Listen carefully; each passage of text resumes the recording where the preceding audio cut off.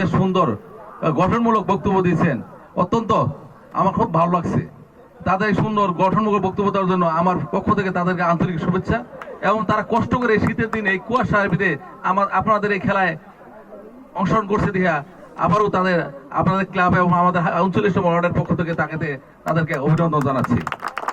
হায়দ্রাবাদ যুব উন্নয়ন shooting club উদ্যোগে আজকের এই ডে নাইট ক্রিকেট টুর্নামেন্ট প্রতিযোগিতার বিভিন্ন অতিথিবৃন্দ যারা এখানে উপস্থিত আছেন মঞ্চে, আমি নাম বলবো না কারণ কুয়াশা রাত্রে সকালে চলে যাবেন। শুধু আমি একটি কথা বলবো যে আজকে যে সুন্দর খেলা আপনারা উপহার দিয়েছেন, অত্যন্ত সুন্দর খেলা হয়েছে। আমি মোটামুটি এসে একটা পুরা খেলাই দেখেছি, খুব ভালো লাগছে।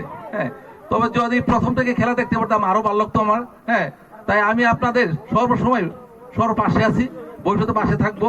হ্যাঁ, আপনারা আগামী তো আরো সুন্দর সুন্দর খেলা উপভোগ করবেন।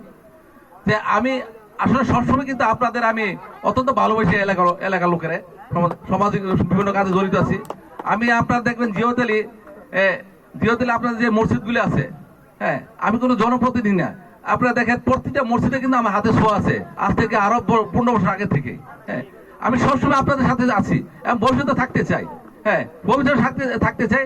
আপনারা সকলে আমার সহযোগিতা করবেন, আবার দোয়া করবেন যাতে আমি আপনাদের সাথে থেকে এই সমাজকে উন্নয়ন করতে চাই এবং আপনাদের নেশামুক্ত একটি সমাজ উপহার দিতে পারি এবং এলাকার যে বিভিন্ন সমস্যা রয়েছে এগুলো উন্নয়ন সমাধান করতে চাই। সকলে আমার প্রতি একটু দোয়া করবেন।